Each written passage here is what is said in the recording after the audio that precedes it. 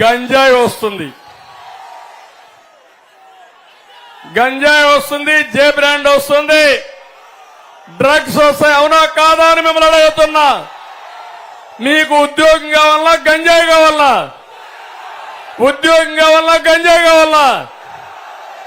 తమ్ముళ్ళు, మనం వస్తానే యువ గడంలో కేంద్రం ఇచ్చే యువ శక్తి కూడా కలుపుకొని 20 లక్షల మందికి 5 సంవత్సరాల్లో ఉద్యోగాలు ఇచ్చే బాధ్యత మేము తీసుకుంటాం.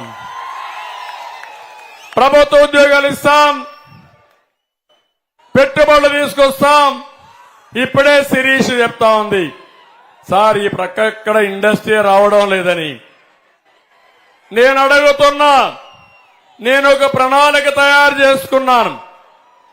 విశాఖపట్నంలో భోగాపురంలో ఇంటర్నేషనల్ ఎయిర్పోర్ట్ రావాలని. ఈరోజు నేషనల్ హైవే ఉంది, పక్కన పేదలుగా సముద్రం పక్కన బీచ్ రోడ్, విశాఖపట్నం నుంచి భావనిపాడు వరకు బీచ్ రోడ్ తీసుకుపోవాలని నా సంకల్పం. ఈ రెంటి మధ్య పరిశ్రమలు ప్రోత్సహిస్తే, టూరిజాన్ని ప్రోత్సహిస్తే, తమ్ముళ్ళు మీరు వేరే ప్రాంతాలకు పోవాలనా? మీ ప్రాంతానికి వేరే ప్రాంతం నుంచి వస్తారు, అవునా కాదా అని మిమ్మల్ని అడుగుతున్నా. అదే నా పట్టుదల, చేసి నా నిజాయితీ, నా శక్తి నిరూపిస్తారని మరొకసారి మీ అందరికీ విన్నవిస్తున్నా. ఇదే కాదు, నీళ్లు కూడా కావాలి. నీళ్లుంటే కిడ్నీ సమస్య కూడా చాలా వరకు పరిష్కారం అవుతుంది. అందుకే ఉత్తరాంధ్ర సుజల స్రవంతి గోదావరి నీళ్లు వంశధారకు తీసుకురావాలని, వంశధార నీళ్లు బారో వరకు తీసుకుపోవాలని నా ఆలోచన. అదే మరి ఆఫ్ షోర్ కూడా ఎప్పటి నుంచో శివాజీ పోరాడుతున్నారు, తప్పకుండా సాధిస్తామని మరొక్కసారి మీ అందరికీ హామీ ఇస్తున్నా. అందుకే మా తమ్ముళ్ళందరినీ కోరుతున్నా, రేపు రాబోయే రోజుల్లో ఇంకో పక్క ఒకటి హామీ ఇస్తున్న వర్క్ ఫ్రం హోమ్ కూడా తీసుకొస్తాం.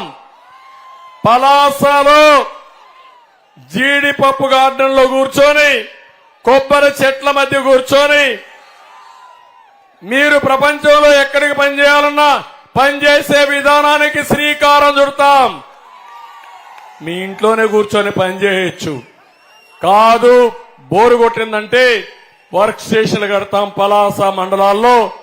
ఇక్కడి నుంచి అన్ని కంపెనీల్లో పనిచేయడానికి మీకు స్కిల్ డెవలప్మెంట్ చేపించే బాధ్యత నేను తీసుకుంటాను. మొన్నే పవన్ కళ్యాణ్ గారు మేము ఆలోచించాం,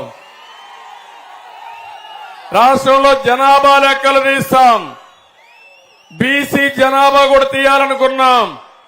అదే సమయంలో మీలో ఉండే స్కిల్స్ కూడా